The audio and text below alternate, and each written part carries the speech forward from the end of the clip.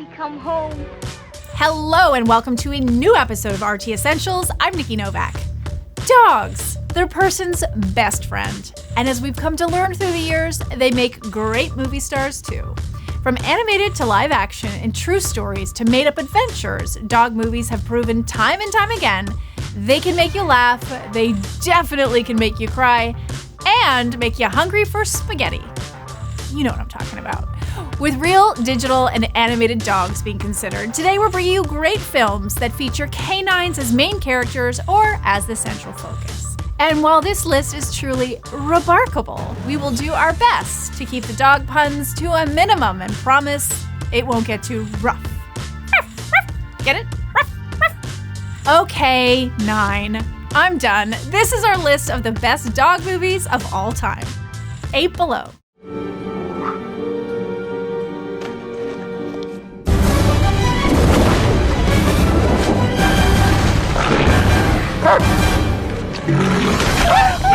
And starting things off at just the right temperature is the 2006 survival drama 8 Below.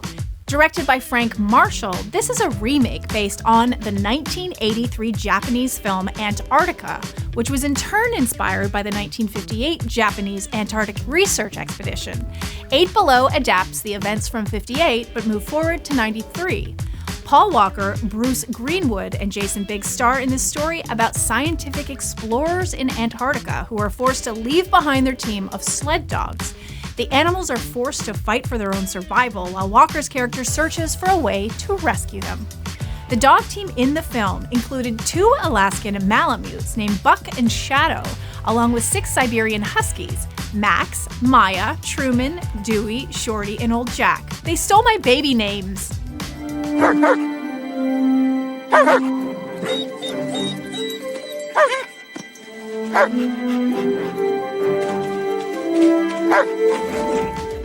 And because of everything that goes with acting in a big Hollywood movie, like having stunt doubles and stand-ins, over 30 dogs lent their skills for this movie. Oh, to be on set.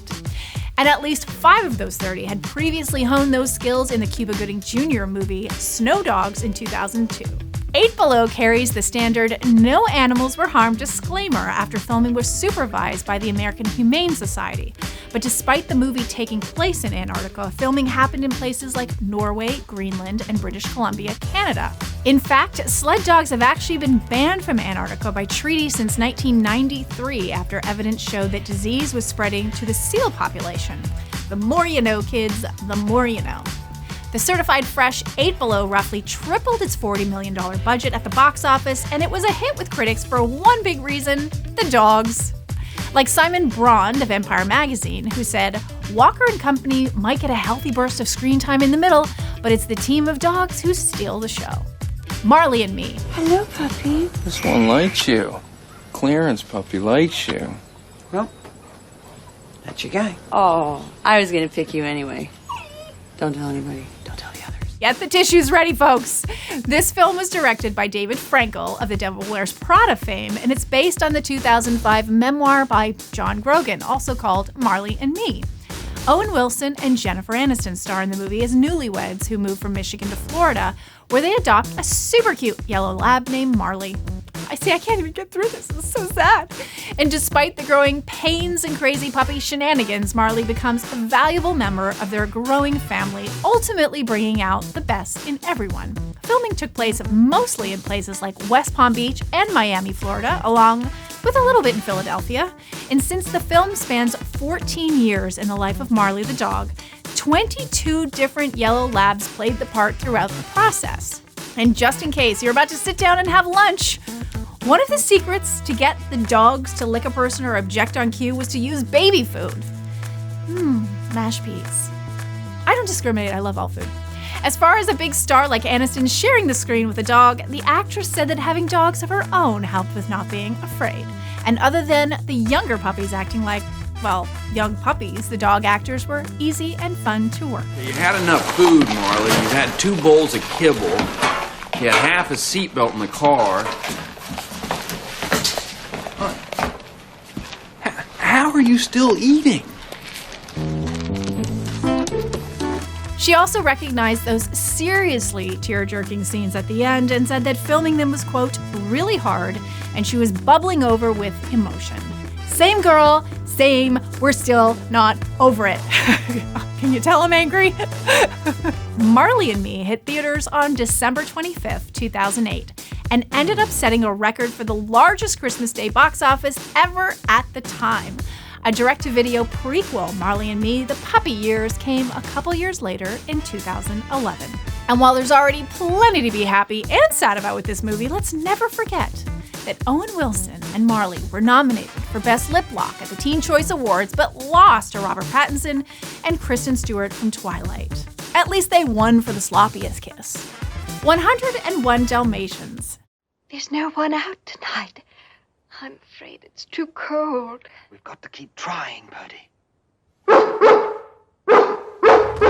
Being spotted next on the list is the 1961 classic 101 Dalmatians. Based on the 1956 novel, The 101 Dalmatians by Dodie Smith, the film was produced by Walt Disney Productions and marked the 17th animated feature from the company. The story revolves around a litter of Dalmatian puppies that is kidnapped by one of the most notorious villains in animated movie history, Cruella de Vil, so she can make herself a fur coat. Wrong, Cruella. Always been wrong, will always be wrong. Betty Lou Gerson, who previously served as the narrator for Cinderella, provided the voice for Cruella. And if we're talking Disney star power, Clarence Nash, best known as the voice of Donald Duck for nearly 20 years, provided the dog barks for this film. I've heard it's good work if you can get it. 101 Dalmatians ended up being a box office success when it hit theaters in January of 1961. Where did find us, Dad? Please. Lucky! Patch, Pepper, Freckles. Oh, Dad. And Rolly, you little rascal. Did you bring me anything to eat? Everybody here? All 15? Twice that many, Dad. Now there's 99 of us. What? 99? Ultimately helping pull the studio out of a financial slump after the very expensive yet not so successful Sleeping Beauty 2 years earlier. Hard to imagine they ever had a slump. And one of the ways they helped save money was by using cheaper animation techniques, including a copying process called xerography for all of the dogs. A handful of re-releases have come in the years since, including in 1991, when it was the 20th highest grossing film of the year. And brace yourselves. There's also been a live-action remake in '96 and its sequel in 2000, plus a direct-to-animated sequel to this version in 2003 and a full-on live-action reboot in 2021. Phew, that's a lot of pooches. Critics love this very certified fresh classic with a consensus that says, with plenty of pooches and a memorable villain, this is one of Disney's most enduring, entertaining animated films. Hachiko, A Dog Story. You don't have to wait anymore. He's not coming back.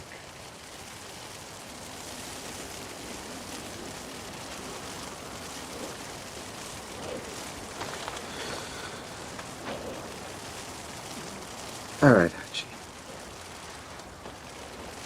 You do what you have to do. Moving on our list of the best dog movies of all time with 2009's Hachiko, A Dog Story. This is an adaptation of the 1987 Japanese film Hachiko Monogatari, which tells the true story of an Akita breed dog who lived in Japan in the 1920s. This film places the story in modern America, with Richard Gere starring as a college professor who finds an Akita dog on a train platform during his daily commute. He ends up taking it home for what was supposed to be temporary, but ends up forming a strong bond with it while naming it Hachi. 3 different Akita dogs named Layla, Chico, and Forrest played the role of Hachi in the film, 2 of which were adopted by a couple of the film's animal trainers after production wrapped. Richard Gere found getting to know these particular co-stars a little bit more challenging, admitting to feeling a little bit of anxiety as he headed into filming. Luckily, after about 3 days of shooting, Gere said one of the dogs came over and put her head on his lap, and from there, he was part of the gang. Gotta love a happy ending. All right, come here. Okay, it's all right. Let's see your private home, all right?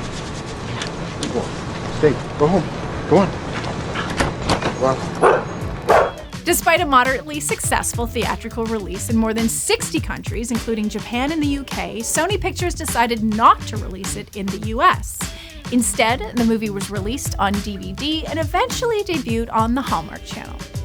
And since filmmakers were no doubt expecting a spike in people wanting Akita dogs, the end credits for Hachiko, a dog story, include a disclaimer about the breed only being good for a dedicated and experienced dog owner. Good thinking! And thanks to Hachi, the fresh film has been fairly well received by fans and critics alike, including Alyssa Simon for Variety, who said the Hachi's the central attraction.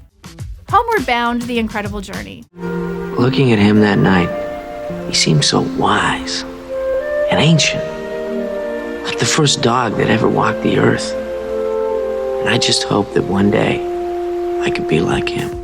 Making its way into the next position on this list is 1993's Homeward Bound: The Incredible Journey. This is a remake of 1963's The Incredible Journey, which was based on Sheila Burnford's 1961 novel of the same name. The main characters' names and breeds were changed from the novel, which takes place in Ontario, Canada, my home, thank you, while this movie is set in California in the wilds of the Sierras. And one of the main differences between this and the 63 film is that the animals actually talk in this movie. Who doesn't want a talking dog? It was directed by Dwayne Dunham, a one-time editor on Return of the Jedi, and follows two dogs with lightsabers, just kidding, and a cat that are dropped off at a ranch when their family heads on vacation. Of course, they start to panic, as pets tend to do, and end up setting out on their own adventure to find a way back home. And those pets came courtesy of plenty of star power, along with the adventurous bulldog voiced by Emmy winner Michael J. Fox, the cautious cat voiced by Oscar winner Sally Field, and the wise golden retriever voiced by Oscar winner Don Amici in one of his final films before his death. Morning, honey. Ugh! Dog breath. Ugh! Up and at 'em, you two. I've found our breakfast. Great, I hope it's garbage. No, even better. With you two gourmets, I can just imagine. Shadow the Bulldog and Chance the Retriever, sounds like Chance the Rapper Yo-Yo, were each played by 4 dogs, although a couple of good boys named Ben and Rattler received top billing for the roles, and the other 2 are still angry about it. Where's their royalties? And while dogs and cats don't get along by nature, the animals on set, which also involved 10 cats to play the cat Sassy, ultimately became pretty tight with each other and with the human actors. Pretty much all the scenes where the dogs interact with other animals, like a mountain lion, porcupine, and a bear, were filmed in cuts to assure that no animals were ever in danger. Homeward Bound: The Incredible Journey hit theaters in February of '93 and had a solid showing at the box office. The fresh film was followed by a not-so-fresh sequel in 1996, Homeward Bound 2: Lost in San Francisco, with Fox and Field reprising the roles as Ralph Waite replacing Don Amici. Togo. Meet Ilsa. Try something with her, and I promise you'll regret it. Barking its way up the list is this next 2019 film, Togo. This one was produced by Walt Disney Pictures and directed by Erickson Core, known for films like Invincible in 2006 and Point Break in 2015. Set in the winter of 1925, the movie tells the story of champion dog sled trainer Leonard Seppala and his lead dog Togo as they set out across the dangerous terrain of Alaska to deliver medicine to a small town during an epidemic of diphtheria. And if that sounds like an impressive thing for a dog, it actually was, which is why Time magazine voted Togo, the real Togo, as the most heroic animal of all time in 2011. Dog bone drop. For this film, Togo was played as an adolescent by a dog named Riptide and as an adult by a dog named Diesel. Diesel, get this, is a registered Siberian Husky from Newfoundland, Canada, and a direct descendant of the real-life Togo going back 14 generations. Dude, how cool is that?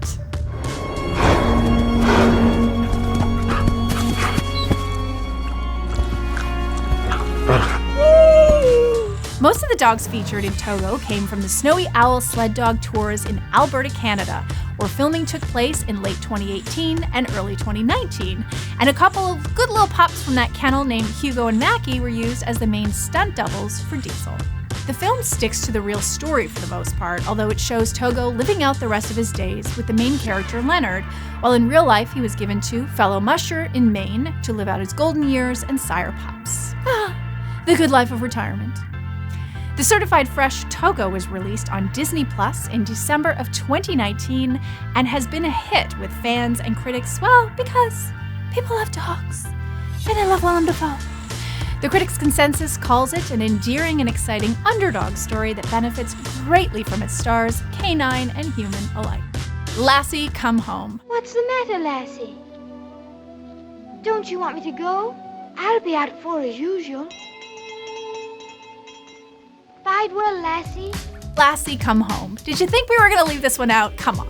The film is based on Eric Knight's 1940 novel of the same name and was the first in a series of 7 MGM films based around the dog Lassie. Roddy McDowall, best known for his roles in the original Planet of the Apes film series, is the human star of this movie alongside the canine actor named Pal. Together, they tell the story of a young Yorkshire boy named Joe who is forced to sell his rough collie Lassie and the lengthy journey taken by the dog to get back home to Joe. The rough collie actor Pal was the first in a line of such dogs to portray Lassie in film and TV, including starring in the next 6 Lassie films after this one. Pal then appeared briefly in various rodeos, fairs, and dog shows around the US before starring in the Lassie TV pilots in 1954 and then retiring. But before his death in 1958, Pal sired a line of descendants who would continue to play the character for years to come. Now that is a biopic I'm ready to see. Nice gal. Stay there now. Don't you move. Now, come on, Lassie. That's a nice dog. Here. Come on. Here.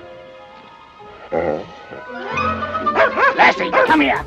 Lassie Come Home opened in theaters in October of 1943 and performed well at the box office. It was nominated for an Academy Award for Best Cinematography Color. And Best Dog! Is there an acting award for Best Dog? And as icon status has set in through the decades, the film was added to the National Film Registry of the Library of Congress in 1993, and the character of Lassie also received a star on the Hollywood Walk of Fame. That's what I'm talking about. Just don't let your dogs pee on it. Critic Stephen D. Greydanis from Decent Film says of this certified fresh offering, as Old Yeller is the classic story of a boy and his dog, Lassie Come Home is the classic story of a dog and her boy. Lady and the Tramp. Oh, how sweet. You like her, darling? Oh, I love her. What a perfectly beautiful little lady. Meeting in the middle next on this list is a 1995 animated classic, Lady and the Tramp.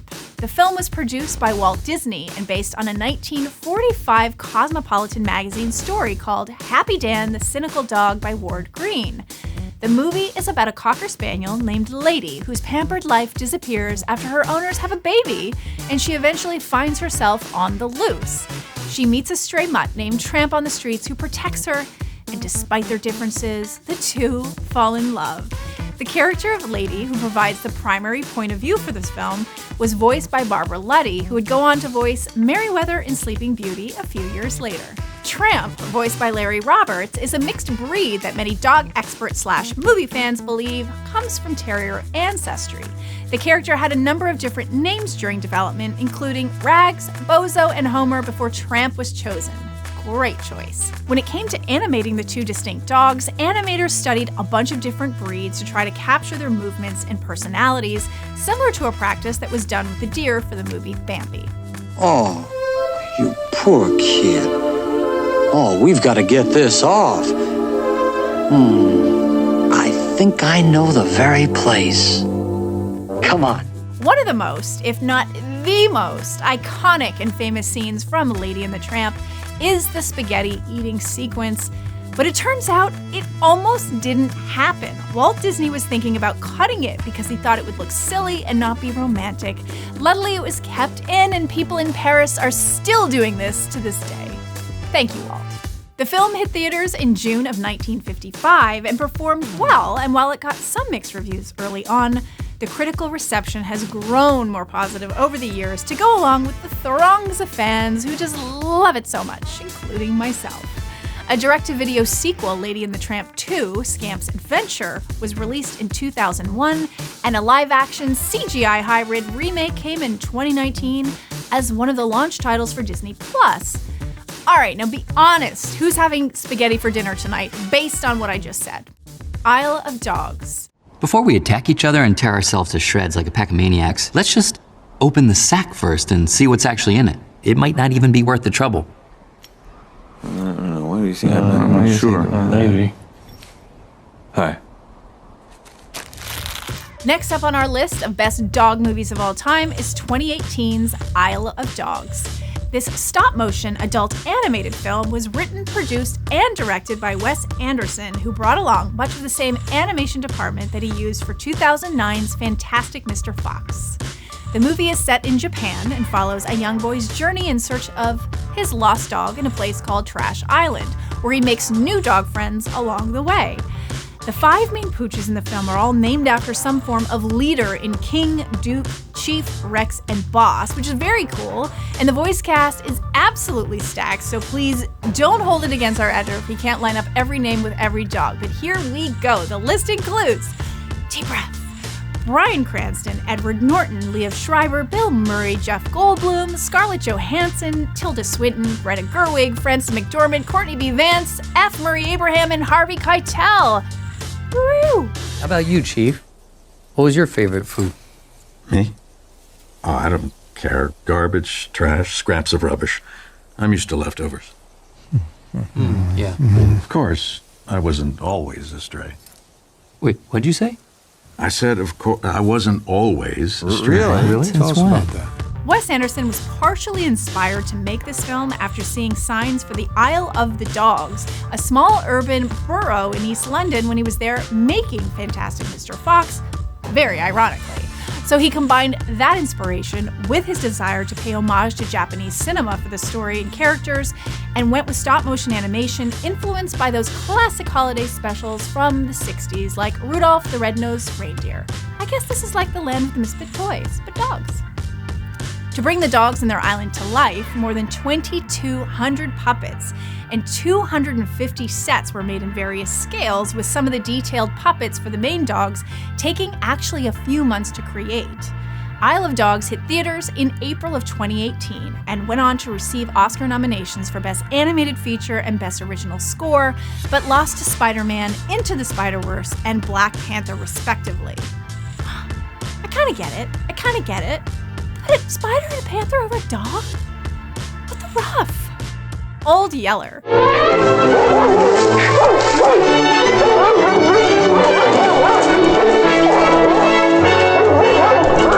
Get him, Yeller! Get him, Yeller! Wipe up the ground! And finally, the last film on our list is the 1957 classic Old Yeller. Once again, produced by Walt Disney, who I always took for more of Mouse Guy. This movie is based on the 1956 novel of the same name by Fred Gibson, who also co-wrote the screenplay. This story is about a teenage boy in post-Civil War Texas who discovers a stray yellow dog on his property while his dad is away on a cattle drive. Despite not thinking too much of the mutt at the time, the boy names it Old Yeller, and eventually the boy and his family grow to love it, because, again, dogs. The star of the film, Old Yeller, was played by a dog actor named Spike, a lop-eared yellow mastador, which is a Mastiff and a Labrador Retriever crossbreed. Along with appearing in various films in the 1950s and 60s, Spike was on shows like The Mickey Mouse Club and Lassie. Old Yeller, which was added to the United States Film Registry in 2019, became a vital part of popular culture for the generation that were the baby boomers, mostly remembered as the first movie that made people cry. Every generation has that moment, like when Goose died in Top Gun.